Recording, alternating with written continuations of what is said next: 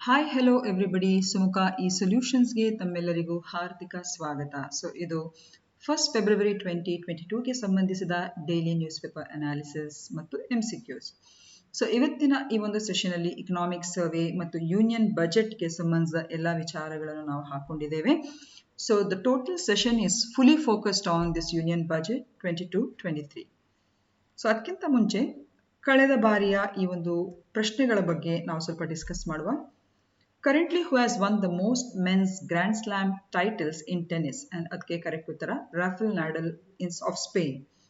ಹಾಗೆಯೇ ದಾಂಡೇಲಿ ಮೊಸಳೆ ಉದ್ಯಾನವನವು ಯಾವ ನದಿಯ ದಡದಲ್ಲಿದೆ? The right answer is Kali ನದಿ. ಹಾಗೆಯೇ in which case Supreme Court held that the right to privacy is a part of the fundamental rights? It is K.S. Puttaswamy case in 2017. ಇವಾಗ let us start today's session on economic survey ಆರ್ಥಿಕ ಸಮೀಕ್ಷೆ 2021-22. ಭಾರತದ ಆರ್ಥಿಕ ಸಮೀಕ್ಷೆ 2021-22 ಏನ್ ಹೇಳ್ತದೆ?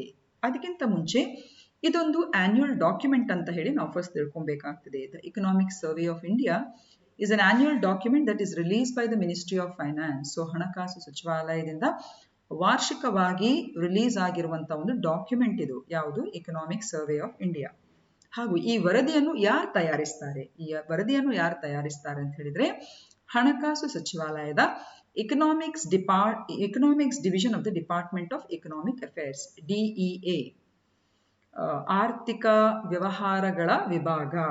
Okay, ನಮ್ಮ chief economic adviser ಏನಿದ್ದಾರೆ ಅವರ ನೇತೃತ್ವದಲ್ಲಿ ಈ ಡಿಪಾರ್ಟ್ಮೆಂಟ್ ಆಫ್ ಎಕನಾಮಿಕ್ ಅಫೇರ್ಸ್ ಏನು ಮಿನಿಸ್ಟ್ರಿ ಆಫ್ ಫೈನಾನ್ಸ್ ಅಡಿಯಲ್ಲಿ ಬರ್ತದೆ ನೋಡಿ, ಅವರು ಭಾರತದ ಆರ್ಥಿಕ ಸಮೀಕ್ಷೆ ಅಂತ ಹೇಳುವಂತ ಈ ಡಾಕ್ಯುಮೆಂಟ್ ಅನ್ನು ವಾರ್ಷಿಕವಾಗಿ ರಿಲೀಸ್ ಮಾಡುವಂತ ಈ ಡಾಕ್ಯುಮೆಂಟ್ ಅನ್ನು ಅವರು ಪ್ರಸ್ತುತಪಡಿಸ್ತಾರೆ, ಅಂದ್ರೆ ರಿಲೀಸ್ ಮಾಡ್ತಾರೆ.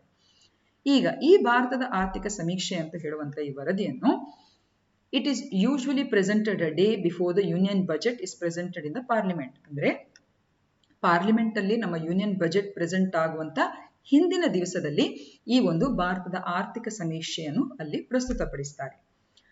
ಭಾರತದ ಪ್ರಥಮ ಆರ್ಥಿಕ ಸಮೀಕ್ಷೆಯನ್ನು 1950-51 ಅದನ್ನು ಪ್ರೆಸೆಂಟ್ ಮಾಡಿದ್ರು.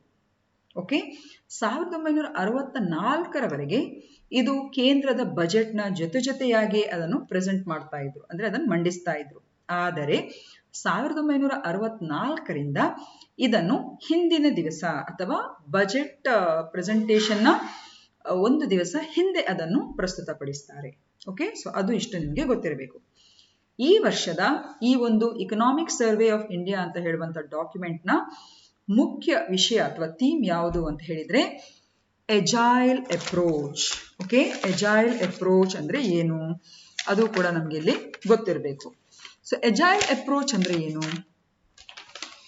ತುಂಬಾನೇ ಸುಲಲಿತವಾಗಿ ಅಥವಾ ಕ್ವಿಕ್ಲಿ ಮತ್ತು ಈಸಿಲಿಯಾಗಿ ಒಂದು ಹರಿದಾಡುವಂತ ಅಥವಾ ತುಂಬಾನೇ ಸ್ಮೂತ್ ಆಗಿ ಹೋಗುವಂಥದ್ದು, ಚುರುಕಾಗಿರುವಂಥದ್ದು ಅಂತ ಹೇಳುವಂತ ಅರ್ಥದಲ್ಲಿ ಇದು ಎಜೈಲ್ ಅಪ್ರೋಚ್ ಅಂತ ಹೇಳುವಂತ ಹೆಸರಲ್ಲಿ ಅಥವಾ ಥೀಮ್ ಅಲ್ಲಿ ಅದನ್ನು ಇಂಟ್ರೊಡ್ಯೂಸ್ ಮಾಡಿದ್ದಾರೆ. ಈಗ ಈ ವರ್ಷದ ಆರ್ಥಿಕ ಸಮೀಕ್ಷೆಯ ಇಂಪಾರ್ಟೆಂಟ್ ಪಾಯಿಂಟ್ಸ್ ಗಳನ್ನು ಮೇಲ್ನೋಟದಲ್ಲಿ ನಾವು ನೋಡ್ಕೊಂಡು ಹೋಗುವ. ಭಾರತದ ಆರ್ಥಿಕತೆಯು ನೈಜವಾಗಿ 9.2% ಅಷ್ಟು ಬೆಳೆಯುತ್ತದೆ ಎಂದು ಅಂದಾಜಿಸಿದ್ದಾರೆ. ಆರ್ಥಿಕ ಸಮೀಕ್ಷೆಯ ಪ್ರಕಾರ 22-23 ಅಂದ್ರೆ ಮುಂಬರುವ ವರ್ಷದಲ್ಲಿ ಒಟ್ಟು ದೇಶೀಯ ಉತ್ಪನ್ನ ಅಂದ್ರೆ GDP ನೈಜ ಪರಿಭಾಷೆಯಲ್ಲಿ 8ರಿಂದ 8.5 ಬೆಳೆಯುವ ನಿರೀಕ್ಷೆಯನ್ನು ಈ ಇಕನಾಮಿಕ್ ಸರ್ವೆಯಲ್ಲಿ ಅವರು ಪ್ರಕಟಿಸಿದ್ದಾರೆ. ಹಾಗೆ 21-22 ಬಜೆಟ್ ಅಂದಾಜಿನ ಪ್ರಕಾರ 9.6 ನಿರೀಕ್ಷಿತ ಬೆಳವಣಿಗೆಗೆ ಹೋಲಿಸಿದರೆ ಕೇಂದ್ರ ಸರ್ಕಾರಕ್ಕೆ ಅದರ ಆದಾಯದ ಸ್ವೀಕೃತಿಗಳು 67.2 ಹೆಚ್ಚಾಗಿದೆ. ಓಕೆ, ಹಾಗೂ ಕನ್ಸ್ಯೂಮರ್ ಪ್ರೈಸ್ ಇಂಡೆಕ್ಸ್ ಅಂದ್ರೆ ಗ್ರಾಹಕ ಬೆಲೆ ಸೂಚ್ಯಾಂಕ ಏನಿದೆ ಅದು 5.2% ಇಳಿದಿದೆ. ಅಂದ್ರೆ ಹಿಂದಿನ ವರ್ಷ ಇದೇ ಅವಧಿಯಲ್ಲಿ ಅದು 6.6 ಇತ್ತು, ಆದರೆ ಇವಾಗ ಇದು 5.2%ಗೆ ಇಳಿಸಿದೆ. ಒಂದು ವೇಳೆ ನಿಮಗೆ ಒಂದೊಂದು ಕಾನ್ಸೆಪ್ಟ್, ಯಾಕಂದ್ರೆ ಪ್ರತಿಯೊಂದು ಕಾನ್ಸೆಪ್ಟ್ ಅನ್ನು ಇಲ್ಲಿ ಎಕ್ಸ್ಪ್ಲೈನ್ ಮಾಡೋದು ತುಂಬಾ ಸ್ವಲ್ಪ ಕಷ್ಟ ಸಾಧ್ಯ, ಆದ್ರೆ ನಿಮಗೆ ಒಂದೊಂದು ಕಾನ್ಸೆಪ್ಟ್ ನ ಬಗ್ಗೆ ಹೆಚ್ಚುವರಿಯಾಗಿರುವಂತಹ ಮಾಹಿತಿ ಬೇಕಿದ್ರೆ ಡೆಫಿನೆಟ್ ಆಗಿ ನೀವು ಕಮೆಂಟ್ ಬಾಕ್ಸ್ ಅಲ್ಲಿ ತಿಳಿಸಿ. ಅದನ್ನು ಮುಂದಿನ ವಿಡಿಯೋಸ್ಗಳಲ್ಲಿ ನಾವು ಅದನ್ನು ಆದಷ್ಟು ಎಲಾಬ್ರೇಟ್ ಮಾಡುವಂತ ಪ್ರಯತ್ನ ಮಾಡ್ತೀವಿ. ಇಲ್ಲಿ ಬೇಸಿಕ್ ಆಗಿ ನಾವು ಹೈಲೈಟ್ ಮಾಡ್ತಾ ಇರುವುದು ಬಜೆಟ್ ಮತ್ತು ಇಕನಾಮಿಕ್ ಸರ್ವೆ ಬಗ್ಗೆ. ಹಾಗೇನೆ ಸಗಟು ಹಣದುಬ್ಬರವು 2021-22 12.5ಕ್ಕೆ ಏರಿದೆ. ಹಾಗೇನೆ ರಫ್ತುಗಳ 16.5% ಬೆಳೆಯುತ್ತದೆ ಎಂದು ಅಂದಾಜಿಸಲಾಗಿದೆ. ಹಾಗೆ ಆಮದು ಶೇಕಡ 29.4 ವೃದ್ಧಿಯಾಗುವ ನಿರೀಕ್ಷೆಯನ್ನು ಹೊಂದಿದ್ದಾರೆ. ಹಾಗೂ ಕೃಷಿ ಮತ್ತು ಸಂಬಂಧಿತ ವಲಯಗಳು ಕೋವಿಡ್-19 ಸಾಂಕ್ರಾಮಿಕ ಸಮಯದಲ್ಲಿ ಧನಾತ್ಮಕವಾಗಿಯೇ ಉಳಿದಿದೆ ಮತ್ತು 2021 ವರ್ಷದಲ್ಲಿ 3.6% ಬೆಳೆದ ನಂತರ ಅದು ಬೆಳೆಯುವಂತ ಒಂದು ನಿರೀಕ್ಷೆಯನ್ನು ಹೊಂದಿದ್ದಾರೆ. ಹಾಗೂ 2021-22 ಅಲ್ಲಿ ಕೈಗಾರಿಕಾ ವಲಯದ ಬೆಳವಣಿಗೆಯನ್ನು ಕೂಡ 11.2% ಎಂದು ಅಂದಾಜಿಸಲಾಗಿದೆ. ಅದಲ್ಲದೆ ಇತರ ಕೆಲವು ಪಾಯಿಂಟ್ಸ್ಗಳು ಏನು ನಮ್ಮ ಎಕನಾಮಿಕ್ ಸರ್ವೆಯಲ್ಲಿ ಮೆನ್ಷನ್ ಮಾಡಿದ್ದಾರೆ. ನೀತಿ ಆಯೋಗ್ನ ಸಸ್ಟೈನಬಲ್ ಡೆವಲಪ್ಮೆಂಟ್ ಗೋಲ್ಸ್ ಇಂಡಿಯಾ ಇಂಡೆಕ್ಸ್ಗೆ ಸಂಬಂಧಿಸಿದಾಗೆ ಇಂಪ್ರೂವ್ಮೆಂಟ್ ಕಂಡು ಬಂದಿದೆ. ಸೊ ಈಗ 66th ಆ ಒಂದು ಸ್ಕೋರ್ ಅನ್ನು ಹೊಂದಿದೆ. ಯಾಕಂದ್ರೆ 1920 ಅದು 60 ಇತ್ತು, ಆದರೆ ಇವಾಗ 66 ಇರುವಂಥದ್ದು. ಅಂದ್ರೆ ಇದರ್ಥ ಸುಸ್ಥಿರ ಅಭಿವೃದ್ಧಿ ಗುರಿಗಳಿಗೆ ಸಂಬಂಧಿಸಿದಾಗಿ ಭಾರತ ಹೇಗೆ ಬೇರೆ ಬೇರೆ ಕ್ಷೇತ್ರಗಳಲ್ಲಿ ಹೇಗೆ ಅದು ಗುರಿಗಳನ್ನು ಸಾಧಿಸ್ತಾ ಇದೆ ಅಂತ ತೋರಿಸುವಂತ ಇದೊಂದು ಸೂಚ್ಯಾಂಕ. ಸೊ 2021ಗೆ ಅದರ ಇಂಪ್ರೂವ್ಮೆಂಟ್ ಕಾಣ್ತಾ ಇದೆ. 18-19ಗೆ ನೋಡಿದ್ರೆ 57 ಇತ್ತು, 1920 60 ಇತ್ತು, ಆದರೆ 2021 66 ಅಂತ ಹೇಳಿದ್ರೆ ಡೆಫಿನೆಟ್ ಆಗಿ ಅದು ಅದರ ಓವರ್ ಆಲ್ ಸ್ಕೋರ್ ಹೆಚ್ಚಾಗುವಂಥದ್ದು ಅನ್ನೋದು ಸೂಚಿಸ್ತದೆ. ಹಾಗೆ India has a 10th largest forest area in the world. 2020 India rank 3rd globally in increasing it's forest area during 2010 and 2020. ಹಾಗೆ 2020 the forest covered 24% of the India's total geographical area, accounting to 2% of the world's total forest area. ಹಾಗೇನೆ life stock ಜಾನುವಾರು ವಲಯಗಳಲ್ಲಿ the compound annual growth rate ಅದು 8.15% 1920 end ಆಗುವಾಗ ಅದು ತೋರಿಸ್ತಾ ಇದೆ. ಹಾಗೆಯೇ ಇಂಡೆಕ್ಸ್ ಆಫ್ ಇಂಡಸ್ಟ್ರಿಯಲ್ ಪ್ರೊಡಕ್ಷನ್ ಇದು ಕೂಡ ಅಷ್ಟೇ ಏಪ್ರಿಲ್-ನವೆಂಬರ್ 2021 ತೋರಿಸಿದ್ರೆ ಅದು 17.4% ಇತ್ತು. ಆದರೆ ಏಪ್ರಿಲ್ ಟು ನವೆಂಬರ್ 2020 ಅಂದ್ರೆ ಅದರ ಹಿಂದಿನ ವರ್ಷ ನೋಡಿದ್ರೆ ಅದು 15.3% ಇದೆ. ಅದರ ಅರ್ಥ IIP ಆಲ್ಸೋ ಹ್ಯಾಸ್ ಗ್ರೋನ್. ಇದು ಪ್ರಮುಖ ಕೋರ್ ಇಂಡಸ್ಟ್ರೀಸ್ಗಳಲ್ಲಿ ಇಂಡಸ್ಟ್ರಿಯಲ್ ಪ್ರೊಡಕ್ಷನ್ಗೆ ಸಂಬಂಧಿಸಿದ ಒಂದು ಸೂಚ್ಯಾಂಕ ಇದು. ಸೊ ಅದು ಕೂಡ 17.4% ಹೆಚ್ಚಳವನ್ನು ತೋರಿಸ್ತಾ ಇದೆ. ಅಂದ್ರೆ 15.3% ಹಿಂದೆ ಇತ್ತು, ಆದರೆ ನಾವು ಇಟ್ ಇಸ್ ಶೋಯಿಂಗ್ 17.4%. ಹಾಗೆಯೇ ಜಲ್ ಜೀವನ್ ಮಿಷನ್ ಅಡಿಯಲ್ಲಿ 83 ಜಿಲ್ಲೆಗಳ ಹರ್ ಘರ್ ಜಲ್ ಜಿಲ್ಲೆಗಳಾಗಿ ಅದು ಮಾರ್ಪಟ್ಟಿವೆ. ಪ್ರೊಡಕ್ಷನ್ ಲಿಂಕ್ಡ್ ಇನ್ಸೆಂಟಿವ್ ಸ್ಕೀಮ್ ಅದನ್ನು ಇಂಟ್ರೊಡ್ಯೂಸ್ ಮಾಡಿದ್ದಾರೆ. ಹಾಗೂ ಮೂಲಭೂತ ಅವಶ್ಯಕತೆಗಳಿಗೆ ಸಂಬಂಧಿಸಿದಾಗಿ ಮೇಜರ್ ಬೂಸ್ಟ್ ಆ ಒಂದು ಕ್ಷೇತ್ರಗಳಿಗೆ ದೊರಕಲಿಕ್ಕಿದೆ. ಹಾಗೆ India has become the 3rd largest startup ecosystem in the world after US and China. ನೋಡಿ, ಅದು ಕೂಡ ಮೆನ್ಷನ್ ಇದೆ. ಇದನ್ನು ಪರೀಕ್ಷೆಗೆ ಕೇಳುವಂತ ಚಾನ್ಸಸ್ ಇದೆ. US ಮತ್ತು ಚೀನಾ ನಂತರ ಸ್ಟಾರ್ಟ್ಅಪ್ ಇಕೋ ಸಿಸ್ಟಮ್ ಅನ್ನು ಯಾವ ದೇಶ 3ನೇ ಸ್ಥಾನದಲ್ಲಿದೆ ಅಂತ ಹೇಳಿದ್ರೆ it is India. First is US, next comes China. ಹಾಗೆ ಎಕ್ಸ್ಪೆಂಡಿಚರ್ ಆನ್ ಸೋಷಿಯಲ್ ಸರ್ವಿಸಸ್, ಈಗ ಆರೋಗ್ಯ, ಶಿಕ್ಷಣ ಮತ್ತು ಇತರೆ ವ್ಯವಸ್ಥೆಗಳಿಗೆ ನೋಡಿದ್ರೆ ಅಂದ್ರೆ ಕೇಂದ್ರ ಮತ್ತು ರಾಜ್ಯದ ಈ ಒಂದು ಪ್ರಪೋರ್ಷನ್ ಅನ್ನು ನೋಡಿದ್ರೆ GDPಗೆ ಸಂಬಂಧಿಸಿದಾಗೆ ಇಟ್ ಹ್ಯಾಸ್ ಇನ್ಕ್ರೀಸ್ಡ್ 8.6% ಆಗಿದೆ. Versus earlier it was 6.2% in 14-15.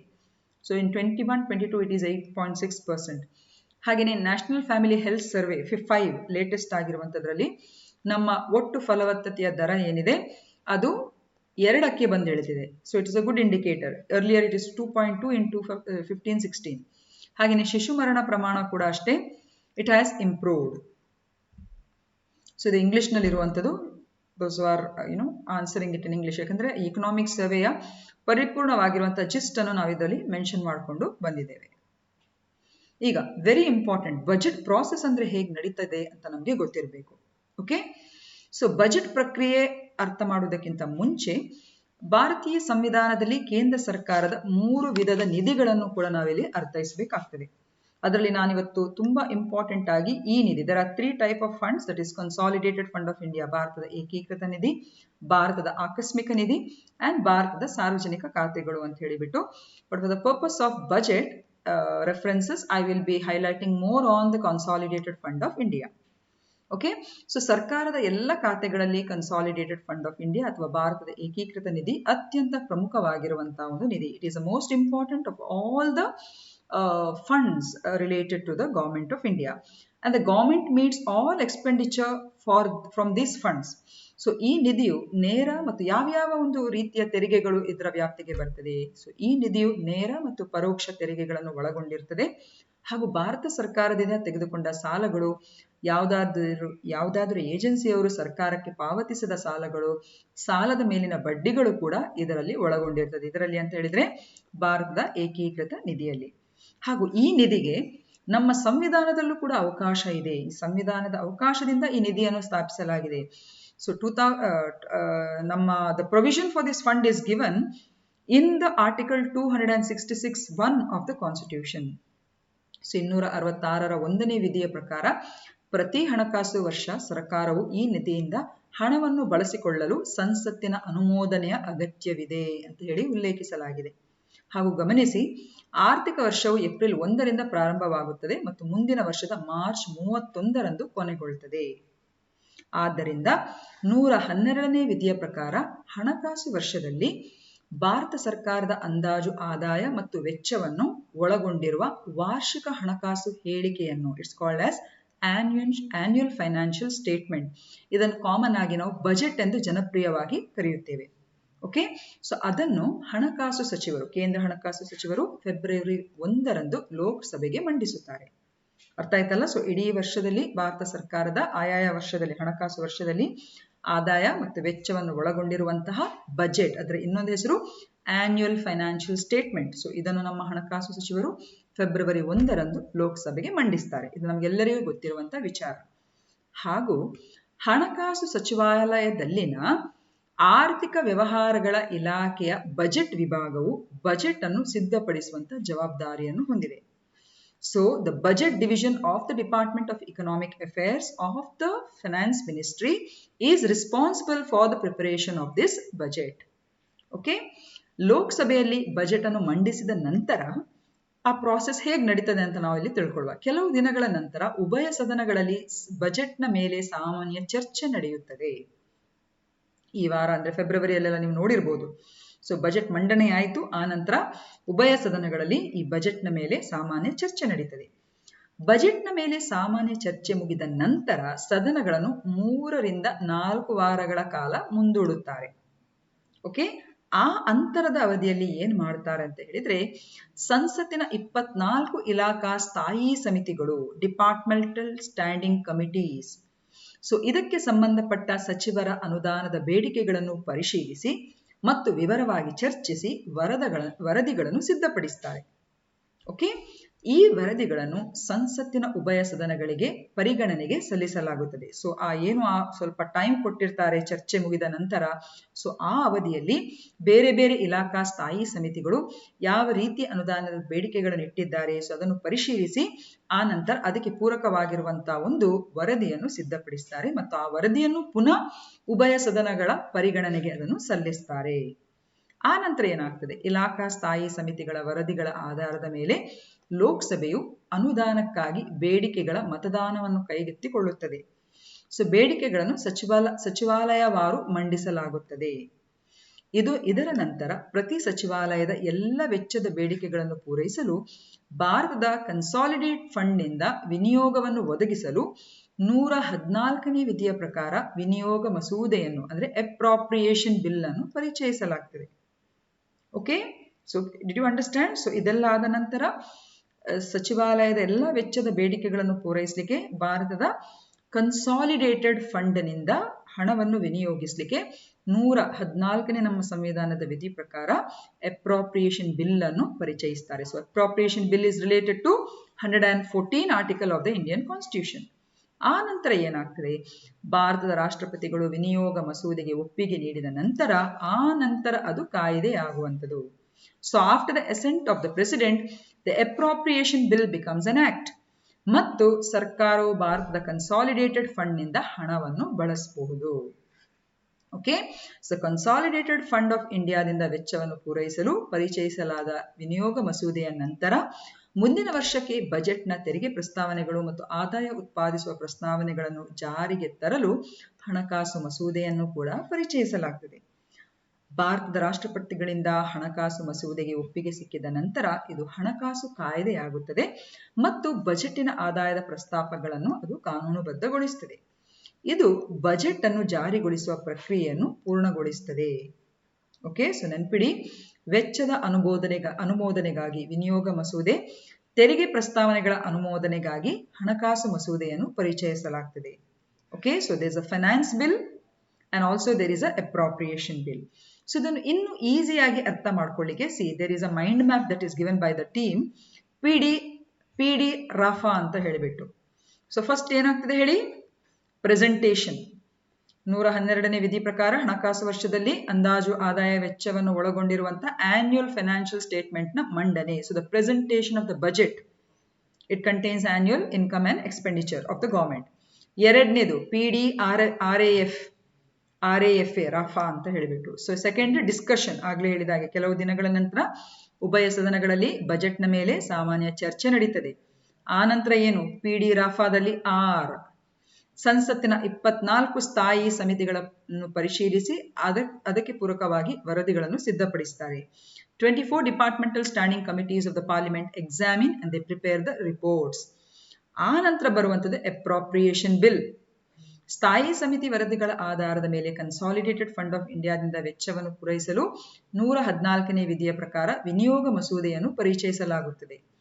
ಆ ನಂತರ ಫೈನಾನ್ಸ್ ಬಿಲ್, ತೆರಿಗೆ ಪ್ರಸ್ತಾವನೆಗಳು ಮತ್ತು ಆದಾಯ ಉತ್ಪಾದಿಸುವ ಪ್ರಸ್ತಾವನೆಗಳನ್ನು ಜಾರಿಗೊಳಿಸಲು ಹಣಕಾಸು ಮಸೂದೆಯನ್ನು ಪರಿಚಯಿಸಲಾಗುತ್ತದೆ. ಆ ನಂತರ ಇಟ್ ಬಿಕಮ್ಸ್ ಎನ್ ಆಕ್ಟ್. ಭಾರತದ ರಾಷ್ಟ್ರಪತಿಗಳು ಒಪ್ಪಿಗೆ ನೀಡಿದ ನಂತರ ಬಜೆಟ್ ಅನ್ನು ಜಾರಿಗೊಳಿಸಲಾಗುತ್ತದೆ. After the president of India gives assent, the budget is enacted. ಅದು ನಿಜ ರೂಪದಲ್ಲಿ ಜಾರಿಗೆ ಬರುವಂಥದ್ದು. Okay, so this is how it is. This is in English. ಈಗ ಬಜೆಟ್ 22-23 ಇದರ ಒಂದು ಮೇನ್ ಹೈಲೈಟ್ಸ್ ಅನ್ನು ನಾವು ನೋಡುವ. ಭಾರತದ ಆರ್ಥಿಕ ಬೆಳವಣಿಗೆಯು GDPಯ 9.2% ಎಂದು ಅಂದಾಜಿಸಲಾಗಿದೆ. ಇದು ಎಲ್ಲ ದೊಡ್ಡ ಆರ್ಥಿಕತೆಗಳಲ್ಲಿ ಅತ್ಯಧಿಕವಾಗಿದೆ ಅಂತ ಹೇಳ್ತಾ ಇದ್ದಾರೆ. ವಿತ್ತೀಯ ಕೊರತೆ ನೋಡಿದ್ರೆ 6.9% ಆಫ್ ದ GDP. ಹಾಗೆ ವಿತ್ತೀಯ ಕೊರತೆ fiscal deficit 22-23 is estimated to 6.4% of the GDP. ಹಾಗೆಯೇ ಒಟ್ಟು ದೇಶೀಯ ಉಳಿತಾಯ GDPಯ 31.4% ಆಗಿದೆ. ನಮಗೆ ಸ್ವಾತಂತ್ರ್ಯ ಸಿಕ್ಕಿದಂತ ಸಂದರ್ಭದಲ್ಲಿ ಇಟ್ ವಾಸ್ ಓನ್ಲಿ 2.8%. ನಮ್ಮ ಬಜೆಟ್ನ ಒಟ್ಟು ವೆಚ್ಚ ನೋಡಿದ್ರೆ ನೀವು ನೋಡಬಹುದು, the total expenditure of the budget is ₹39.45 lakh crore. ಸಾಲವನ್ನು ಹೊರತುಪಡಿಸಿ ಒಟ್ಟು ಆದಾಯ 22.84 lakh crore. ಸೊ ನಮ್ಮ ಪ್ರತಿ ಒಂದು ರೂಪಾಯಿಗೆ ಇರುವಂತ ಒಂದು ಬೈಫರ್ಕೇಶನ್ ಅಥವಾ ಅದರ ಒಂದು ಹೇಗೆ ಅದರ ಎವ್ರಿ ರುಪಿ ಸ್ಪೆಂಟ್ ಅಂತ ಹೇಳಿದ್ರೆ ಇಲ್ಲಿ ನಾವು ನೋಡಬಹುದು. ಇಂಟ್ರೆಸ್ಟ್ ಪೇಮೆಂಟ್ಗೆ 20 ಪೈಸಾ, ರಾಜ್ಯಗಳ ಶೇರ್ ಆಫ್ ಟ್ಯಾಕ್ಸಸ್ ಅಂಡ್ ಡ್ಯೂಟೀಸ್ಗೆ 17 ಪೈಸಾ, ಸೆಂಟ್ರಲ್ ಸೆಕ್ಟರ್ ಕೇಂದ್ರ ವಲಯ ಯೋಜನೆಗಳಿಗೆ 15 paisa, finance commission and other ಟ್ರಾನ್ಸ್ಫರ್ಗೆ 10 ಪೈಸಾ, ಸೆಂಟ್ರಲಿ ಸ್ಪಾನ್ಸರ್ಡ್ ಸ್ಕೀಮ್ಗಳಿಗೆ 9 ಪೈಸಾ. ಸೆಂಟ್ರಲಿ ಸ್ಪಾನ್ಸರ್ಡ್ ಅಂತ ಹೇಳಿದ್ರೆ ಇಲ್ಲಿ ಕೇಂದ್ರ ಮತ್ತು ರಾಜ್ಯದ ಒಂದು ರೀತಿಯ ಶೇರಿಂಗ್ ಬೇಸಿಸ್ ಇರ್ತದೆ. ಹಾಗೆ ಡಿಫೆನ್ಸ್ಗೆ 8 ಪೈಸಾ, ಸಬ್ಸಿಡಿಗಳಿಗೆ 8 ಪೈಸಾ, ಪೆನ್ಷನ್ಗಳಿಗೆ 4 ಪೈಸಾ, ಅದರ್ ಎಕ್ಸ್ಪೆಂಡಿಚರ್ಗೆ 9 ಪೈಸಾ. ಸೊ ಇದು ₹1 ಸ್ಪೆಂಟ್ ಅಲ್ಲಿ ಈ ರೀತಿಯ ಡಿವಿಷನ್ ಅನ್ನು ನಾವು ಕಾಣಬಹುದು. ಇದರಲ್ಲಿ ಹೈಯೆಸ್ಟ್ ನೋಡಿದ್ರೆ it is for the interest payment, yes or no. Second it is for the states share of taxes and duties. ಮೂರನೇದು ಸೆಂಟ್ರಲ್ ಸೆಕ್ಟರ್ ಸ್ಕೀಮ್ಗಳಿಗೆ, ಕೇಂದ್ರ ವಲಯ ಯೋಜನೆಗಳಿಗೆ ಇದು ಅನ್ವಯ ಆಗುವಂಥದ್ದು. ಇದು ನಿಮ್ಮ ಗಮನಕ್ಕೆ. ಹಾಗೆಯೇ ಮಿನಿಸ್ಟ್ರಿ ವೈಸ್ ಅಲೋಕೇಶನ್ ನೋಡಿದ್ರೆ, ಬೇರೆ ಬೇರೆ ಸಚಿವಾಲಯಗಳಿಗೆ ಸಂಬಂಧಿಸಿದ ಒಂದು ಬಜೆಟ್ ಅಲೋಕೇಶನ್ ನಾವು ನೋಡಿದ್ರೆ ಹೈಯೆಸ್ಟ್ ಇರುವುದು ಡಿಫೆನ್ಸ್ ನಮ್ಮ ದೇಶದಲ್ಲಿ. ಎರಡನೇದು consumer affairs, food and public distribution. ಹಾಗೆಯೇ road and transport and highways 3ನೇ ಸ್ಥಾನದಲ್ಲಿದೆ. ಸೊ ಇದನ್ನು ನೆನಪಿಟ್ಕೊಳ್ಬೇಕು. Home affairs, railways, rural development, agriculture ನಂತರದ ಸ್ಥಾನವನ್ನು ಪಡೆಯುವಂಥದ್ದು. ಈಗ ಬಜೆಟ್ನ ಇನ್ನೊಂದು ಪ್ರಮುಖವಾದಂತಹ ಒಂದಲ್ಲಿ ಘೋಷಣೆ ಏನು ಅಂತ ಹೇಳಿದ್ರೆ, India has entered into Amrit Kaal ಅಂತ ಅಲ್ಲಿ ಹೇಳಿದ್ದಾರೆ. ಅಮೃತ್ ಕಾಲ್ ಅಂತ ಹೇಳಿದ್ರೆ ನಿಮ್ಗೆಲ್ಲ ಗೊತ್ತಿರುವ ಹಾಗೆ ನಮ್ಮ ದೇಶದ 75ನೇ ವರ್ಷದ ಒಂದು ಸ್ವಾತಂತ್ರ್ಯೋತ್ಸವದ ಒಂದು ಸಂಕ್ರಮಣ ಕಾಲದಲ್ಲಿದ್ದೇವೆ. ಸೊ ಇನ್ನು ಮುಂದೆ 100 ವರ್ಷಗಳ ಕಾಲದಲ್ಲಿ ಅಮೃತ ಕಾಲದ ಆ ಅವಧಿಯಲ್ಲಿ 100 ವರ್ಷಗಳು ಅಂತ ಆಗುವಾಗ ಆ 25 ವರ್ಷಗಳ ಒಂದು ಬಳಕೆಯನ್ನು ಹೇಗೆ ಅದನ್ನು ಮಾಡ್ಕೊಬೇಕು ಅಂತ ಹೇಳುವಂತ ಒಂದು ಮೆನ್ಷನ್ ಅನ್ನು ಈ ಬಜೆಟ್ ಅಲ್ಲಿ ಕೂಡ ಅವರು ಉಲ್ಲೇಖ ಮಾಡಿದ್ದಾರೆ. ಅಂದ್ರೆ ಈ ಅಮೃತ್ ಕಾಲದ ಸಮಯದಲ್ಲಿ ಸರ್ಕಾರವು ಸ್ಥೂಲ ಆರ್ಥಿಕ ಮಟ್ಟದ ಬೆಳವಣಿಗೆ ಮತ್ತು ಸೂಕ್ಷ್ಮ ಆರ್ಥಿಕ ಮಟ್ಟದ ಬೆಳವಣಿಗೆಯನ್ನು ಸಾಧಿಸುವ ಗುರಿಯನ್ನು ಹೊಂದಿದೆ. ಇದು ಅಂತರ್ಗತ ಬೆಳವಣಿಗೆಯ ಗುರಿಯನ್ನು ಹೊಂದಿದ್ದು ಎಲ್ಲರ ಕಲ್ಯಾಣದ ಮೇಲೆ ಇದು ಕೇಂದ್ರೀಕರಿಸಿದೆ. ಸೊ ಈ ಒಂದು ಅಮೃತ್ ಕಾಲ್ ಅಂತ ಹೇಳುವಂತ ಇದರ ಪ್ರಮುಖವಾಗಿರುವಂತ ಈ ಕಾನ್ಸೆಪ್ಟ್ ನ 4 ಪ್ರಮುಖ ಅಂಶಗಳು: PM ಗತಿ ಶಕ್ತಿ ಸ್ಕೀಮ್, ಅಂದ್ರೆ ಇನ್ಕ್ಲೂಸಿವ್ ಡೆವಲಪ್ಮೆಂಟ್ ಅಂದ್ರೆ ಒಳಗೊಳ್ಳುವಿಕೆಯ ಅಭಿವೃದ್ಧಿ ಅಂತ ನಾವು ಹೇಳ್ಬೋದು ಅಥವಾ ಅಂತರ್ಗತ ಅಭಿವೃದ್ಧಿ, ಪ್ರೊಡಕ್ಟಿವಿಟಿ ಎನ್ಹಾನ್ಸ್ಮೆಂಟ್ ಅಂಡ್ ಇನ್ವೆಸ್ಟ್ಮೆಂಟ್ ಅಂದ್ರೆ ಉತ್ಪಾದಕತೆ ವರ್ಧನೆ ಮತ್ತು ಹೂಡಿಕೆ, ಸೂರ್ಯೋದಯ ಅವಕಾಶಗಳು ಅಥವಾ ಸನ್ರೈಸ್ ಆಪರ್ಚುನಿಟೀಸ್, ಶಕ್ತಿ ಪರಿವರ್ತನೆ ಮತ್ತು ಹವಾಮಾನ ಕ್ರಿಯೆ, ಹಾಗೂ ಹೂಡಿಕೆಗಳಿಗೆ ಹಣಕಾಸು financing of investments. So PM ಗತಿ ಶಕ್ತಿ ಅಂತ ಹೇಳಿದ್ರೆ ಇದು ಹೆಚ್ಚಿನ ಕೆಲವೆಲ್ಲ ಒಂದು ರೀತಿಯ ಪ್ರಮುಖ ರೀತಿಯ ಮೂಲಭೂತ ಸೌಕರ್ಯಗಳ ಒಳಗೊಂಡಂತ ಒಂದು ಮಹತ್ತರವಾದಂತ ಒಂದು ಸ್ಕೀಮ್. ಇದರಲ್ಲಿ ರಸ್ತೆ ನಿರ್ಮಾಣ, ರೈಲ್ವೆ, ಏರ್ಪೋರ್ಟ್, ಟ್ರಾನ್ಸ್ಪೋರ್ಟ್, ಲಾಜಿಸ್ಟಿಕ್ಸ್ ಎಲ್ಲವನ್ನು ಒಳಗೊಂಡಿದೆ. ಸೊ ಹೆಚ್ಚಿನ ಸಚಿವಾಲಯಗಳು ಇದರ ವ್ಯಾಪ್ತಿಗೆ ಬರುವಂಥದ್ದು. ಹಾಗೆ ಇನ್ಕ್ಲೂಸಿವ್ ಡೆವಲಪ್ಮೆಂಟ್ ಅಂತ ಹೇಳಿದ್ರೆ ಹೆಚ್ಚಿನ ಜನರಿಗೆ ಒಳಗೊಳ್ಳುವಿಕೆಯ ಒಂದು ಕಾರ್ಯತಂತ್ರದಲ್ಲಿ ಅಭಿವೃದ್ಧಿ ಆಧಾರಗಳನ್ನು ಕೈಗೊಳ್ಳುವಂಥದ್ದು. ಸೊ ಅದರಡಿಯಲ್ಲಿ ಇವೆಲ್ಲ ಬರುವಂಥದ್ದು. ಹಾಗೆ productivity enhancement and investment, Sunrise opportunities, energy transition and climate action, ಹಾಗೆ ಫೈನಾನ್ಸಿಂಗ್ ಆಫ್ ಇನ್ವೆಸ್ಟ್ಮೆಂಟ್ಸ್. ಇದರಲ್ಲಿ ಗಿಫ್ಟ್ ಅಂತ ಹೇಳುವಂತ ಒಂದು ಇದು ಬರ್ತದೆ. ಗಿಫ್ಟ್ ಅಂತ ಹೇಳಿದ್ರೆ Gujarat international finance technology city ಅಂತ ಹೇಳುವಂಥದ್ದು.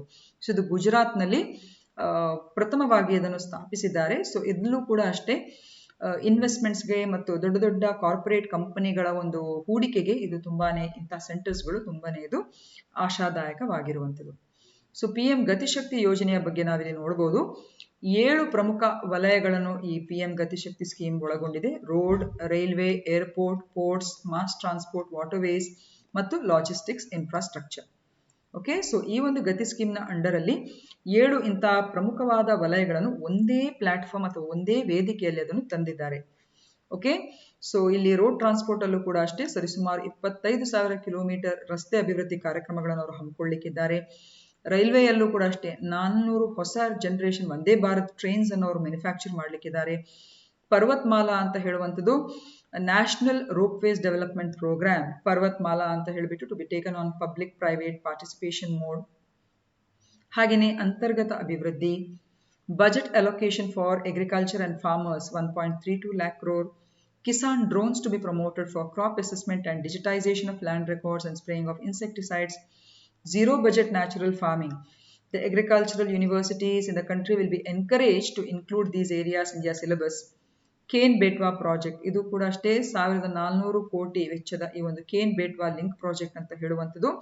ಇದು ದೇಶದ ಪ್ರಥಮ ಇಂಟರ್ಲಿಂಕಿಂಗ್, ಕೇಂದ್ರ ಪ್ರಸ್ತುತಪಡಿಸುವಂತಹ ಒಂದು interlinking of rivers with reference to states. So ಇಲ್ಲಿ ಉತ್ತರ ಪ್ರದೇಶ ಮತ್ತು ಮಧ್ಯಪ್ರದೇಶ ಈ 2 ಪ್ರಾಜೆಕ್ಟ್ಗಳಲ್ಲಿ ತುಂಬಾನೇ ಇಂಪಾರ್ಟೆಂಟ್ ಆಗಿ ಬರುವಂಥದ್ದು. ಈ ಕೇನ್ ಬೇಟ್ವಾ ಪ್ರಾಜೆಕ್ಟ್ಗೆ ಸಂಬಂಧವಾಗಿ ನಮ್ಮ 8ನೇ ಮತ್ತು 9ನೇ ಡಿಸೆಂಬರ್ನ ವಿಡಿಯೋವನ್ನು ನೋಡಿದ್ರೆ ನಿಮಗೆ ಕ್ಲಿಯರ್ ಆಗಿ ಇದರ ಬಗ್ಗೆ ಎಕ್ಸ್ಪ್ಲನೇಷನ್ ಗೊತ್ತಾಗ್ತದೆ. So please go through that. ಹಾಗೆಯೇ ಸೂಕ್ಷ್ಮ, ಸಣ್ಣ ಮತ್ತು ಮಧ್ಯಮ ಉದ್ಯಮಗಳಿಗೆ ಸಂಬಂಧಿಸಿದ ಹಾಗೆ ಉದ್ಯಮ್, ಇ-ಶ್ರಮ್, NCS, ಅಸೀಮ್ ಪೋರ್ಟಲ್ಸ್ಗಳನ್ನು ಇಂಟರ್ಲಿಂಕ್ ಮಾಡ್ತಾ ಇದ್ದಾರೆ. ಹಾಗೆ ರ್ಯಾಂಪ್ ಅಂತ ಹೇಳುವಂತಹ ಒಂದು ಪ್ರೋಗ್ರಾಮ್, ಹಾಗೆಯೇ ತುರ್ತು ಸಾಲ ಒದಗಿಸುವಂತಹ ಭದ್ರತಾ ಯೋಜನೆಗಳು MSMEಗಳಿಗೆ, ಹಾಗೆ ನ್ಯಾಷನಲ್ ಹೆಲ್ತ್ ಇಕೋಸಿಸ್ಟಮ್ ಅನ್ನು ಒಂದು ಕ್ರಿಯೇಟ್ ಮಾಡಲಿಕ್ಕಿದ್ದಾರೆ. National mental health programme, counselling ಮತ್ತು ಕೇರ್ ಸರ್ವಿಸಸ್ಗಳಿಗೆ ಲಾಂಚ್ ಮಾಡಲಿಕ್ಕಿದ್ದಾರೆ. ಸಕ್ಷಮ್ ಅಂಗನವಾಡಿ ಅಂತ ಹೇಳಿಬಿಟ್ಟು ಅದನ್ನು ಇಂಟ್ರೊಡ್ಯೂಸ್ ಮಾಡಲಿಕ್ಕಿದ್ದಾರೆ. ಎಲ್ಲರಿಗೆ ಮನೆ, ಸೊ ಪ್ರೈಮ್ ಮಿನಿಸ್ಟರ್ ಆವಾಸ್ ಯೋಜನೆಗೆ ಸಂಬಂಧಿಸಿದಾಗೆ ಸರಿಸುಮಾರು 80 ಲಕ್ಷ ಮನೆಗಳ ಒಂದು ಅಲೋಕೇಶನ್ ಕಂಪ್ಲೀಷನ್ ಈ ಅವಧಿಯಲ್ಲಿ ಆಗ್ಲಿಕ್ಕಿದೆ. ಹಾಗೆಯೇ prime ministers development initiative for north East, PM ಡೆವೈನ್ ಅಂತ ಹೇಳಿಬಿಟ್ಟು ಅದು ಉತ್ತರ ಈಶಾನ್ಯ ಭಾಗದ ರಾಜ್ಯಗಳಿಗೆ ಪೂರಕವಾಗಿರುವಂಥದ್ದು. ಸೊ ಸಕ್ಷಮ್ ಅಂಗನವಾಡಿ ಅಂತ ಹೇಳಿದ್ರೆ ಇದು integrated benefits to women and children through mission Shakti, mission Vatsalya and Saksham Anganwadi and Poshan 2 programme ಅಡಿಯಲ್ಲಿ ಬರುವಂಥದ್ದು. 2 ಲಕ್ಷ ಅಂಗನವಾಡಿಗಳನ್ನು ಸಕ್ಷಮ್ ಅಂಗನವಾಡಿಗಳಾಗಿ ಅದನ್ನು ಮೇಲ್ದರ್ಜೆಗೇರಿಸಲಿಕ್ಕಿದ್ದಾರೆ. ಹಾಗೆಯೇ ಇದೊಂದಾಯಿತು. Vibrant village programmes, skill development. So ಹೀಗೆ ನಾನಾ ರೀತಿಯ ಒಂದು ಕಾರ್ಯಕ್ರಮಗಳನ್ನು ಈ ಒಂದು ಬಜೆಟ್ ಅಲ್ಲಿ ಅವರು ಇನ್ಕ್ಲೂಡ್ ಮಾಡಿದ್ದಾರೆ. ಹಾಗೆಯೇ ಸನ್ರೈಸ್ ಆಪರ್ಚುನಿಟೀಸ್ ಅಂತ ಹೇಳಿಬಿಟ್ಟು, ಸೊ R&D ಡೆವಲಪ್ಮೆಂಟ್ಗೆ ಸನ್ರೈಸ್ ಇಂಡಸ್ಟ್ರೀಸ್ ಅಂತ ಹೇಳಿದ್ರೆ ಈಗ ಹೊಸದಾಗಿ ಒಂದು ಅಪ್ಕಮಿಂಗ್ ಆಗಿರುವಂತಹ ಇಂಡಸ್ಟ್ರೀಸ್ ಲೈಕ್ ಆರ್ಟಿಫಿಷಿಯಲ್ ಇಂಟೆಲಿಜೆನ್ಸ್, ಇವನ್ ಇದು ಕೂಡ ಅದರಲ್ಲಿ ಬರುತ್ತೆ. ಯಾವ್ದಂತ ಹೇಳಿದ್ರೆ ಎಲೆಕ್ಟ್ರಿಕಲ್ ವೆಹಿಕಲ್ಸ್ ಗಳಿಗೆ ಸಂಬಂಧಿಸಿದ R&D, semiconductors, space economy, genomes, pharmaceuticals, green energy. So ಇವೆಲ್ಲವೂ ಕೂಡ ಸನ್ರೈಸ್ ಆಪರ್ಚುನಿಟೀಸ್ ಅಲ್ಲಿ ಹೊಸದಾಗಿ ಉದ್ಭವಗೊಳ್ಳುವಂತಹ ಒಂದು ಕೈಗಾರಿಕೆಗಳು. Okay, so sunrise industries means a new and growing industry, especially in electronics and communications. This is very important. ಹಾಗೆ energy transition and climate ಆಕ್ಷನ್ಗೆ ಸಂಬಂಧಿಸಿದಾಗೆ so financing of investments ಅಥವಾ ಹೂಡಿಕೆಗಳಿಗೆ ಹಣಕಾಸು. ಸೊ ಇಲ್ಲಿ ಕೂಡ ಅಷ್ಟೇ digital rupee, introduction of digital rupee by Reserve Bank of India. ಹಾಗೆಯೇ providing greater fiscal space to the states also. GIFT ಅಂತ ಹೇಳುವಂಥದ್ದು, world class foreign universities and institutions to be allowed in the GIFT City. So first GIFT City already ಈಗ ಗುಜರಾತ್ನಲ್ಲಿ establish ಮಾಡಿದ್ದಾರೆ. Telecom sector ಅಲ್ಲೂ ಕೂಡ ಅಷ್ಟೇ strong ecosystem for 5G will be develop. It will be a part of the production links PLI scheme. ಹಾಗೆ over the budget aims at creating long term assets by promoting infrastructure and other capital assets. ಒಟ್ಟಾರೆಯಾಗಿ budget ಮೂಲಸೌಕರ್ಯ ಮತ್ತು ಇತರ ಬಂಡವಾಳ ಆಸ್ತಿಗಳನ್ನು ಉತ್ತೇಜಿಸುವ ಮೂಲಕ ದೀರ್ಘಾವಧಿ ಆಸ್ತಿಗಳನ್ನು ರಚಿಸುವ ಗುರಿಯನ್ನು ಹೊಂದಿದ್ದು, ಇದು ಉದ್ಯೋಗವನ್ನು ಸೃಷ್ಟಿಸುವ ಮತ್ತು ಆದಾಯ ಹೂಡಿಕೆಯನ್ನು ಹೆಚ್ಚಿಸುವ ಗುರಿಯನ್ನು ಕೂಡ ಹೊಂದಿದೆ. ಸೊ ಇದು ಇವತ್ತಿನ ವಿಷಯಗಳು. ಸೊ ಇದು ಇವತ್ತಿನ ಸೆಷನ್ ಬೇಸಿಕಲಿ ನಮ್ಮ ಇಕನಾಮಿಕ್ ಸರ್ವೆ ಮತ್ತು ಬಜೆಟ್ಗೆ ಟೋಟಲ್ ಆಗಿ ಫೋಕಸ್ ಆಗಿರುವಂತಹ ಇಂಪಾರ್ಟೆಂಟ್ ಪಾಯಿಂಟ್ಸ್ಗಳನ್ನು ಹೈಲೈಟ್ ಮಾಡಿದೆ. ಸೊ ಅದರ ಬೇಸಿಸ್ ಮೇಲೆ ಇವತ್ತಿನ ಪ್ರಶ್ನೆಗಳು ಹೀಗಿದೆ. 2021-22 ಆರ್ಥಿಕ ಸಮೀಕ್ಷೆಯ ಕೇಂದ್ರ ವಿಷಯ ಯಾವುದು? ನೀತಿ ಆಯೋಗ್ನ 2021 ಸುಸ್ಥಿರ ಅಭಿವೃದ್ಧಿ ಗುರಿಗಳ ಪ್ರಕಾರ ಭಾರತದ ಸೂಚ್ಯಾಂಕದಲ್ಲಿ ಭಾರತ ಒಟ್ಟಾರೆ ಎಷ್ಟು ಸ್ಕೋರ್ನಲ್ಲಿದೆ? Which ministry has been allocated the highest fund in 2022-23 budget? ಯಾವ ಸಚಿವಾಲಯಕ್ಕೆ ಅತಿ ಹೆಚ್ಚು ಹಣವನ್ನು ಹಂಚಿಕೆ ಮಾಡಲಾಗಿದೆ? ಹಾಗೂ ಇನ್ನೊಂದು ಪ್ರಶ್ನೆ ಇದೆ. 2022-23 ಬಜೆಟ್ ಪ್ರಕಾರ ಭಾರತವು ಯಾವ ಕಾಲಕ್ಕೆ ಪ್ರವೇಶಿಸಿದೆ? ಓಕೆ. ಇನ್ನೊಂದು, ಭಾರತದ ಕನ್ಸಾಲಿಡೇಟೆಡ್ ಫಂಡ್ನಿಂದ ಪ್ರತಿ ಸಚಿವಾಲಯದ ಎಲ್ಲಾ ವೆಚ್ಚದ ಬೇಡಿಕೆಗಳನ್ನು ಪೂರೈಸಲು ಯಾವ ವಿಧಿಯ ಪ್ರಕಾರ ವಿನಿಯೋಗ ಮಸೂದೆಯನ್ನು ಪರಿಚಯಿಸಲಾಗಿದೆ? ಹಾಗೂ ಕೊನೆಯದಾಗಿ, ಈಶಾನ್ಯ ರಾಜ್ಯಗಳಲ್ಲಿ ಮೂಲಸೌಕರ್ಯ ಮತ್ತು ಸಾಮಾಜಿಕ ಅಭಿವೃದ್ಧಿ ಯೋಜನೆಗಳಿಗೆ ಧನ ಸಹಾಯ ನೀಡಲು ಯಾವ ಯೋಜನೆಯನ್ನು ಪ್ರಾರಂಭಿಸಲಾಗಿದೆ? ಇದಿಷ್ಟು ಇವತ್ತಿನ ವಿಷಯ. ಸೊ ಹಾಗಾಗಿ ಇದನ್ನು ತುಂಬಾ ದೀರ್ಘವಾಗಿ ನಾನು ಎಳೆಯುವಂತ ಪ್ರಯತ್ನ ಮಾಡಿಲ್ಲ. ಈ ಕಾನ್ಸೆಪ್ಟ್ಗಳಲ್ಲಿ ಯಾವುದಾದ್ರೂ ವಿಚಾರದ ಬಗ್ಗೆ ಹೆಚ್ಚಿನ ನಿಮಗೆ ಮಾಹಿತಿ ಬೇಕಾದಲ್ಲಿ ಡೆಫಿನೆಟ್ ಆಗಿ ಕಮೆಂಟ್ ಬಾಕ್ಸ್ ಅಲ್ಲಿ ಹಾಕಿ, ಅದರ ಬಗ್ಗೆ ಹೆಚ್ಚಾಗಿ ನಾವು ಎಕ್ಸ್ಪ್ಲೇನ್ ಮಾಡುವಂತ ಪ್ರಯತ್ನ ಖಂಡಿತ ಮಾಡ್ತೀವಿ. ಸೊ ಹಾಗಾಗಿ ವಿಡಿಯೋ ಇಷ್ಟ ಆದ್ರೆ ಖಂಡಿತವಾಗಿ ಲೈಕ್ ಮಾಡಿ, ಶೇರ್ ಮಾಡಿ, ಹಾಗೂ ಉತ್ತರಗಳನ್ನು ಕೂಡ ಆದಷ್ಟು ಬೇಗ ಕೊಟ್ಬಿಡಿ ಅಂತ ತಿಳಿಸ್ತಾ ಇವತ್ತಿನ ಸೆಷನ್ ಅನ್ನು ನಾನು ಎಂಡ್ ಮಾಡ್ತೇನೆ. Have a nice day. Take care.